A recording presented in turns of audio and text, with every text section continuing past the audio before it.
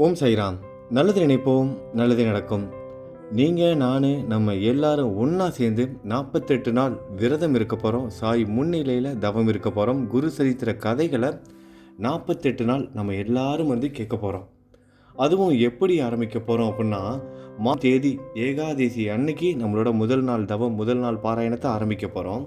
பிப்ரவரி 27 வெள்ளிக்கிழமை தேதி ஏகாதசி அன்னைக்கு நம்மளோட முதல் நாள் தவம், முதல் நாள் பாராயணத்தை ஆரம்பிக்க போகிறோம். அன்னையிலிருந்து 48 நாட்கள் தொடர்ந்து நம்ம குரு சரித்திர கதைகளை கேட்டு முடிக்க போகிறோம். இந்த 48 நாள் தவம் விரதம் எதுக்காக சொல்கிறோம், நம்ம என்ன செய்ய போகிறோம், இந்த 48 நாளும் நம்ம எப்படி இந்த விரதத்தை மேற்கொள்ள போகிறோம், எல்லாமே இந்த பதிவில் முழுவதுமாக இருக்குது. முழுவதுமாக பாருங்கள். பார்க்குறதோட மட்டும் இல்லாமல் மற்ற பக்தர்களுக்கும் இதை தெரியப்படுத்துங்க. நீங்களும் ஒரு பாலமாக இருங்க. ஊர் கூடி இழுத்தாதான் தேர் நகரும். ஊர் கூடி இழுத்தாதான் தேர் நகரும். நம்ம எல்லாரும் ஒன்றா சேர வேண்டிய நேரம் இது. சாயோட முன்னிலையில் நம்ம எல்லாரும் இந்த அற்புதமான ஒரு விஷயத்தை செய்ய போகிறோம். நீங்கள், நான், நம்ம எல்லாரும் ஒரு அற்புதமான ஒரு கருவியாக செயல்பட போகிறோம். முதல்ல ஒரு விஷயத்தை நம்ம எல்லாரும் தெரிஞ்சுக்குவோம். இந்த குரு சரித்திர கதைகள் இன்றைக்கி நேற்று இல்லை. நம்ம கடந்த 3 வருடங்களாகவே இந்த பாராயணத்தை நம்ம தொடர்ந்து செஞ்சுக்கிட்டே இருக்கோம்.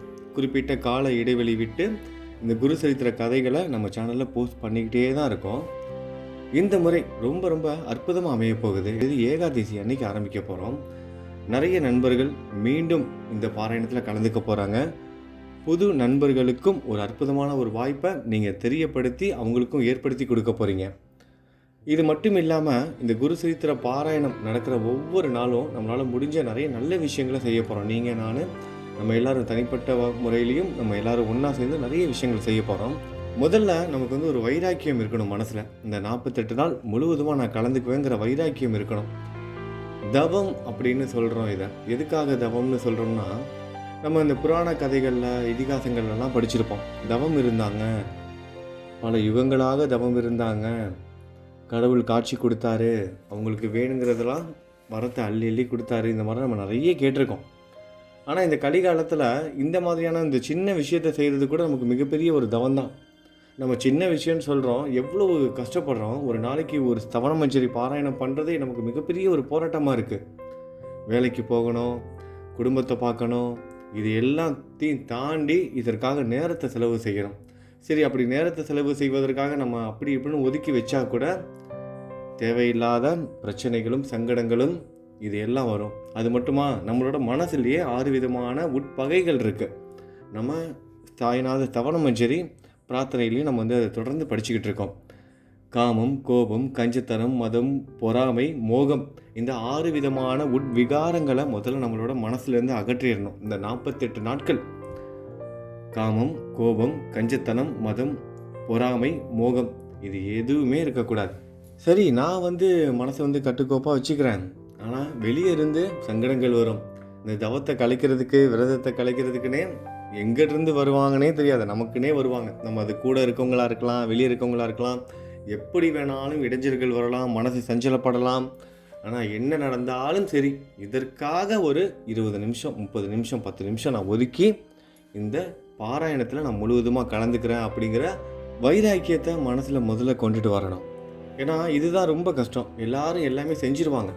என்ன பண்ணுவாங்க, நான் விரதம் இருக்கணுமா, நான் சாப்பிடாமல் இருக்கேன், தண்ணி குடிக்காமல் இருக்கேன், அது பண்ணுறேன், இது பண்ணுறேன், நான் அன்னதானம் செய்கிறேன், டொனேஷன் கொடுக்குறேன், கோவில்களுக்கு ஏதாவது போய் சேவை செய்கிறேன், இது எல்லாம் எல்லாரும் செய்ய முடியும்.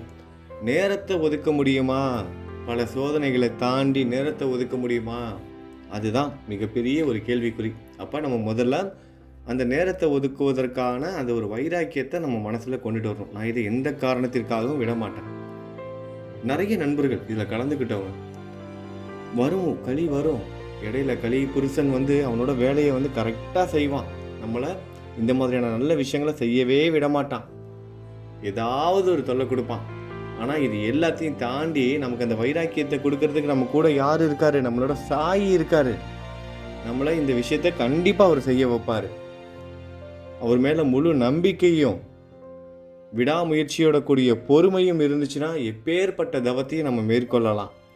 இறைவன்கிட்ட கூட்டிகிட்டு போகிறதுக்கு, கடவுள்கிட்ட கூட்டிகிட்டு போகிறதுக்கு ஒரு வழிகாட்டியா, ஒரு மாலுமியா இந்த மோசமான உலகத்தில் முதலைகளும் சுறா மீன்களும் சுற்றி கொண்டிருக்கிற இந்த கடலில் நீந்தி கொண்டிருக்கிற நமக்கு ஒரு பாதுகாப்பான ஒரு மாலுமியாக நம்மளை படகுல கூட்டிகிட்டு போகிறதுக்கு அவர் தயாராக இருக்கார். நம்ம ஏறி ஜம்முன்னு உட்காந்துக்கிட்டா போதும், மித்ததெல்லாம் அவர் பார்த்துக்குவார். ஆனால் நம்பணும், மாலுமியை அவர் கூட்டிகிட்டு போவாருன்னு நம்பணும். போகிற வழியில் புயல் அடிக்குதே, இந்த படகு போய் கரை சேர்ந்துருமா, நம்ம போக செய்கிற வேண்டிய இடத்துக்கு கூட்டிகிட்டு போயிடுமா அப்படின்னு நம்ம நம்பிக்கை இல்லாமல் நம்ம குதித்து நீந்தி போயிடுவோம், நம்ம வந்த இடத்துக்கே போயிடுவோன்னு மாலுமியை நம்பாமல் படகை விட்டு கீழே குதித்தோம் அப்படின்னா என்ன ஆகும்? கடலில் குதித்தோம்னா முதலைகளும் சுறா மீன்களும் நம்மளை வேட்டையாடிடும். நம்ம பொறுமையாக காத்துக்கிட்டு இருக்கணும், அவரை நம்பணும், அது போதும், அவர் பார்த்துக்குவார். அது மட்டும் இல்லாமல் இந்த 48 நாள் தவம் விரதம் இப்படி சொல்லும்போது நிறைய கேள்விகள். நேற்றைய பதிவு கேட்டவங்களுக்கு, இந்த 48 நாள் நாங்கள் நான்வெஜ்ஜி சாப்பிட்லாமா, இல்லை எப்படி நாங்கள் ஃபாஸ்டிங் எப்படி விரதம் இருக்கணும், இதுக்குன்னு ஏதாவது ஒரு முறை இருக்கா? நம்ம எல்லாரும் ஒரே மாதிரியே தான் விரதம் இருக்க போகிறோம். அதில் அவங்கவுங்களோட வாழ்க்கை முறைக்கு ஏற்ற மாதிரி நம்ம விரதத்தை சரி செய்துக்க போகிறோம். ஆனால் நம்ம எல்லாரும் ஒரே மாதிரி தான். சில பேர் பிறந்ததுலேருந்தே அவங்களோட குடும்ப வழக்கப்படி நான்வெஜ்ஜி சாப்பிடாமே இருந்திருப்பாங்க. ஒரு சில பேர் நான்வெஜ்ஜி சாப்பிட்றவங்களும் இருப்பாங்க. ஒரு சில பேர் இந்த விரத நாட்களில் மட்டும் நான்வெஜ்ஜி சாப்பிடாமல் இருப்பாங்க. சரி, அவங்க சாப்பிடாமல் இருந்தாலும் அவங்க வீட்டில் இருக்கிறவங்க சாப்பிடுவாங்க, அதுக்கு சமைச்சு கொடுக்கணும். அதில் முக்கியமாக இன்னொரு விஷயம் இருக்குது. நம்ம விரதம் இருக்கிறோம் சொல்லிட்டு வீட்டில் இருக்கிறவங்கள போட்டு பாடாக படுத்தக்கூடாது. ஏன்னா இந்த மாதிரியான விஷயங்கள் செய்கிறதே எதுக்காகனா, நம்மளோட குடும்பம் நல்லா இருக்கணும், நம்மளோட குடும்பத்தில் அமைதி வரணும், ஒற்றுமை இருக்கணும் அப்படிங்கிறதுக்காக தான். நீங்கள் விரதத்தை மேற்கொண்டு நீங்கள் பொறுமையாக செஞ்சீங்க அப்படின்னாலே உங்களோட விரதத்துக்கு உங்கள் வீட்டில் இருக்கவங்க கோஆப்ரேட் பண்ணுவாங்க. அந்த மாதிரி சூழ்நிலைகள் வரும். நீங்கள் போய் ஃபோர்ஸ் பண்ணாதீங்க, இதை செய்யுங்க அப்படின்னு உங்கள் வீட்டில் இருக்கவங்கள ஃபோர்ஸ் பண்ணாதீங்க. நீங்கள் உங்கள் விஷயத்தில் நீங்கள் சரியாக இருந்துக்கோங்க. அவங்களுக்கு என்ன வேணால் சமைச்சு கொடுங்க. நீங்கள் இதை தான் சாப்பிடணும் முடிவு பண்ணிட்டீங்கன்னா நீங்கள் அதை மட்டும் சாப்பிடுங்க. மற்றவங்கள நிர்பந்திக்காதீங்க. அது குழந்தைகளாக இருந்தாலும் சரி, உங்களோட வாழ்க்கை துணையாக இருந்தாலும் சரி, யாராக இருந்தாலும் சரி. நான் இன்றைக்கி விரதத்தில் இருக்கேன், இன்றைக்கி போய் என்னை நான்வெஜ்ஜி சமைக்க சொல்லிட்டீங்களே, இந்த மாதிரி தேவையில்லாத சண்டை சச்சரவுகள்லாம் எந்த அளவுக்கு நம்ம இந்த மாதிரியான விஷயங்கள்லாம் நம்ம அவாய்ட் பண்ண முடியுமோ அவாய்ட் பண்ணிவிட்டு நம்மளோட கவனத்தை முழுவதுமாக நம்மளோட வேலையில் மட்டும் செலுத்தணும். நம்மளோட வேலை இந்த 48 நாள் விரதம் இருக்கிறது, இந்த பாராயணத்தில் கலந்துக்கிறது. இப்போ நம்ம என்ன சாப்பிடணும் அப்படிங்கிறத நம்ம தான் முடிவு பண்ண போகிறோம். ஒன்று, நான்வெஜ்ஜி சாப்பிடாமல் இந்த 48 நாள் விரதம் இருக்க முடிஞ்சால் நீங்கள் 48 நாள் விரதம் இருங்க. நான்வெஜ்ஜி சாப்பிடாமல் நீங்கள் வெஜிடேரியன் மட்டும் சாப்பிட்டுக்கிட்டு அசைவ உணவுகளை தவிர்த்துட்டு சைவ உணவுகளை மட்டும் சாப்பிடுங்க. இல்லை, என்னால் அந்த மாதிரிலாம் இருக்க முடியாது, இல்லை எனக்கு இருக்கணும்னு ஆசை தான், ஆனால் நான் வேலைக்கு போகிறேன், அங்கெல்லாம் என்ன சாப்பாடு கிடைக்குதோ அதை தான் நான் வாங்கி சாப்பிட முடியும், அவசரத்துக்கு நான் இப்படி அப்படிலாம் சொல்ல முடியாது. வெளிநாடுகளில் இருக்கேன், அரபு நாடுகளில் இருக்கேன், இங்கெல்லாம் எல்லா நாளும் நம்ம வெஜிடேரியன் ஃபுட்டு நம்ம எதிர்பார்க்க முடியாது. இந்த மாதிரி பல சிக்கல்களும் இருக்குது. நம்ம என்ன செய்யலாம்? அந்த மாதிரியான நபர்கள் ஏதாவது ஒரு உணவை நீங்கள் அவாய்ட் பண்ணலாம். அதாவது ஏதாவது ஒரு காய்கறியை, ஏதாவது ஒரு வெண்டைக்காயையோ கத்திரிக்காயையோ, இல்லை உங்களுக்கு அதில் ஒரு முக்கியமான விஷயம் இருக்குது, இல்லை ஒரு பழத்தை கூட நீங்கள் அவாய்ட் பண்ணிக்கலாம். ஒரு ஆப்பிளோ ஆரஞ்சோ அந்த மாதிரி கூட. இந்த 48 நாட்கள் சர்க்கரை கூட நீங்கள் சாப்பிடாமல் இருக்கலாம். நம்ம சாய் சச்சரிதத்தில் பார்த்துருப்போம், ஒரு பக்தர் ஷீரடிக்கு வர்றதுக்காக சர்க்கரை சாப்பிடாமல் அந்த சர்க்கரை காசெல்லாம் சேர்த்து வச்சு, சர்க்கரை வாங்குகிற காசெல்லாம் சேர்த்து வச்சு அந்த பணத்தை வச்சு ஷீரடிக்கு வந்திருப்பார், விரதம் இருந்திருப்பார். ஷீரடிக்கு வந்தோடனே பாபாவுக்கு தெரிஞ்சிடும், இவன் ரொம்ப நாளாக சர்க்கரையே சாப்பிடாமல் இருந்திருக்கான்னு சொல்லிட்டு அங்கே ஷீரடிக்கு துவாரகாமாய்க்கு வந்தோடனே அவர் என்ன சொல்லுவார்? சாயி அவருக்கு காஃபி போட்டு கொடுக்க சொல்லுவார், அதுலேயும் சர்க்கரை கொஞ்சம் அதிகமாக போட்டு தர சொல்லுவார். நம்ம சாய்க்கு எல்லாம் தெரியும். நம்ம இந்த உணவுப் பொருட்களை ஏதாவது ஒன்று அவாய்ட் பண்ணுறோம் பாருங்கள், நமக்கு பிடிக்காத விஷயத்தை போய் அவாய்ட் பண்ணக்கூடாது. அதை நல்லா புரிஞ்சுக்கணும்.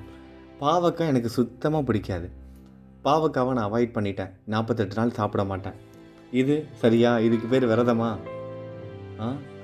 அதாவது நம்ம சாப்பாடு இருந்து சாப்பிடாமல் இருக்கிறதுக்கு பேர் விரதம், சாப்பாடே இல்லாமல் சாப்பிடாமல் இருக்கிறது பேர் பட்னி. ரெண்டுத்துக்கும் வித்தியாசம் இருக்குது. அப்போ நமக்கு என்ன பிடிக்குமோ அதிலிருந்து ஒரு உணவை அவாய்ட் பண்ணணும். நமக்கு ரொம்ப பிடிச்ச ஒரு காய்கறியிலேருந்து ஒரு காய்கறியை நம்ம ஒரு வெஜிடபிளை நம்ம அவாய்ட் பண்ணலாம். நமக்கு பிடிச்ச ஒரு பழம், ஒரு ஃப்ரூட்டை அவாய்ட் பண்ணலாம். இல்லை சர்க்கரை போடாமல் சாப்பிடலாம். இந்த மாதிரி ஏதாவது ஒரு விரத முறையை நம்ம கடைப்பிடிக்கலாம். இல்லை இந்த 48 நாள் முடிகிற வரைக்கும் வியாழக்கிழமை நம்ம சாப்பிடாமல் ஒரு நீர் ஆகாரம், பழம் இந்த மாதிரி சாப்பிட்டு வியாழக்கிழமை மட்டும் நம்ம அந்த விரதத்தை மேற்கொள்ளலாம். இப்படி ஏதாவது ஒரு உணவு கட்டுப்பாடு ரொம்ப முக்கியமாக இருக்கணும். அப்புறம் நம்மளால் முடிஞ்ச ஏதாவது ஒரு உதவி, குறைஞ்சது ஒரு வேளை உணவு யாருக்காவது வாங்கி கொடுங்க. ஒரு வேளை உணவு வாங்கி கொடுங்க. இல்லை என்னால் அதை வந்து செய்ய முடியாது, பரவாயில்ல விட்டுருங்க. நம்ம சாய் குடும்பத்தோட சார்பாக நம்ம சேனல் மூலமாகவே நம்ம இந்த 48 நாளும் நம்மளால் முடிஞ்ச வரைக்கும் கொஞ்சம் பேருக்கு உணவு வந்து கொடுக்க போகிறோம், அன்னதானமும் செய்ய போகிறோம். அதையும் பார்த்துக்கிட்டே தான் நீங்கள் இந்த குரு சரித்திரத்தில் வந்து கலந்துக்க போகிறீங்க. இப்போ உங்களால் அந்த மாதிரி யாருக்கும் ஒருத்தருக்கு வந்து உணவு தர முடியலன்னா பரவாயில்ல, அதை விட்டுட்டு அந்த 48 நாள் முடிகிற வரைக்கும் இந்த கோபம், இந்த காமம், கஞ்சத்தனம், மதம், பொறாமை, இந்த மோகம், தேவையில்லாத ஆர்கியூமெண்ட்டு, இந்த மாதிரியான விஷயங்கள் எல்லாம் நம்மளோட மனசில் இருக்க அந்த உள் விகாரங்களை வந்து நம்ம அகற்றி இந்த தவத்தில் மேற்கொள்வதற்கு நம்ம வந்து முயற்சி செய்யணும். இந்த தவத்தில் இருக்கிற அந்த 48 நாள் உங்கள் வீட்டில் இருக்கவங்க யாராவது கோபப்படலாம். அந்த நேரத்தில் நீங்கள் அந்த கோபத்தை சரி செய்து அந்த சூழ்நிலையை சுமூகமாக்குற இடத்துல நீங்கள் இருக்கணும். அந்த அந்த பக்குவத்துக்கு நீங்கள் வந்துடுவீங்க. அந்த குரு சரித்திர கதைகளை கேட்க கேட்க அந்த பக்குவம் நம்ம மனசில் ஆழமாக வந்துடும். அது சாய் கொடுத்துருவார் அந்த உணர்வெல்லாம். அதனால் அதை பற்றி நீங்கள் எதுவும் கவலைப்பட தேவையில்லை. ஆனால் நீங்கள் உங்களோட மனசையும் உங்களோட கவனத்தையும் அதில் செலுத்துவதற்கு தயாராகவும் மனசில் வைராக்கியத்தையும் கொண்டுட்டு வரணும். இந்த 48 நாள் பாராயணத்தில் நான் முழுவதுமாக கலந்துக்குவேன், நான் விட மாட்டேன் அப்படிங்கிற வைராக்கியத்தை மட்டும் கொண்டுட்டு வாங்க. அது போதும். அந்த வைராக்கியம் இருந்தாலே மற்ற விஷயத்தெல்லாம் பாபாவே பார்த்துக்குவார், நம்மளோட சாயே பார்த்துக்குவார். என்ன நடந்தாலும் சரி, நான் இந்த பாராயணத்தை விட்டு விலக மாட்டேன்னு முதல்ல வைராக்கியத்தை கொண்டுட்டு வாங்க. பாபாவை கெட்டியாக பிடிச்சிக்கோங்க, அது போதும். நல்லபடியாக அந்த தவத்தை வந்து முடிக்கலாம். மிகப்பெரிய அற்புதமும் மாற்றமும் நிச்சயமாக அந்த 48 நாள் தவத்தில் உங்களுக்கு வந்து ஏற்படும். இது நடக்கலாம், அது நடக்கலாம், அப்படி இப்படி நான் எதையும் சொல்ல மாட்டேன். ஆனால் கலந்துக்க போகிற நீங்கள் ஒவ்வொருத்தரும் சொல்லுவீங்க, கலந்து முடிச்சதுக்கப்புறம் உங்கள் வாழ்க்கையில் இந்த 48 நாள் தவம் எவ்வளவு நல்ல விஷயங்களை கொண்டு வந்திருக்கு, உங்கள் மனசு எவ்வளவு பக்குவமாக இருக்குது, ஆன்மீகத்தில் நீங்கள் எந்த நிலைக்கு போயிருக்கீங்க அப்படிங்கிறத கண்டிப்பாக உணர்வீங்க. பாபாவோட லீலைகளுக்கு நீங்கள் உங்களோட குடும்பமும் உங்களோட வாழ்க்கையும் ஒரு சாட்சியாகவும் அமையும். பாபாவோட அற்புதத்தில் நீங்களும் இடம்பெறுவீங்க. இது சத்தியம், இது சத்தியம், இது சத்தியம். எல்லாரும் கலந்துக்கோங்க. வருகிற 27ஆம் தேதி பிப்ரவரி 27 1ஆம் தேதி வெள்ளிக்கிழமை ஏகாதேசி அன்னைக்கு நம்ம சாய் மோட்டிவேஷன் சேனலில் மதியம் 2 மணிக்கு சரியாக பதிவுகள் வர ஆரம்பிச்சிடும். மதியம் 2 மணிக்கு சரியாக பதிவுகள் வர ஆரம்பிச்சிடும். அதிலிருந்து தொடர்ந்து 48 நாட்கள் ஒவ்வொரு நாளும் மதியம் 2 மணிக்கு இந்தியா டைமுக்கு ஒவ்வொரு நாளும் குரு சரித்திர கதைகள் ஒவ்வொரு பதிவாக வர ஆரம்பிச்சிடும். மதியம் 2 மணிக்கு ஞாபகம் வச்சுக்கோங்க. வெள்ளிக்கிழமை பிப்ரவரி 27ஆம் தேதி ஏகாதேசி அன்னைக்கு நம்ம விரதத்தை ஆரம்பிக்க போகிறோம். நீங்கள் கலந்துக்கிறதோட மட்டும் இல்லாமல் உங்கள் குடும்பத்தில் இருக்கிறவங்க மற்ற பக்தர்கள் எல்லாரையும் இதை கலந்துக்க வைங்க. குறைஞ்சது ஒரு 2 பேருக்காவது இதை தெரியப்படுத்துங்க. வேறு ஏதாவது இந்த விரதம் சம்பந்தமாக ஏதாவது சந்தேகங்கள் இருந்தால் இந்த பதிவுக்கு கீழே இருக்கிற கமெண்ட் பாக்ஸில் வந்து உங்களோட சந்தேகங்களை கேளுங்க. நாளைக்கு அடுத்த வீடியோவில் உங்கள் சந்தேகங்களுக்கான பதில்கள் பதிவில் வந்து வரும். நல்லது நினைப்போம், நல்லது நடக்கும். ஓம் சாய்ராம்.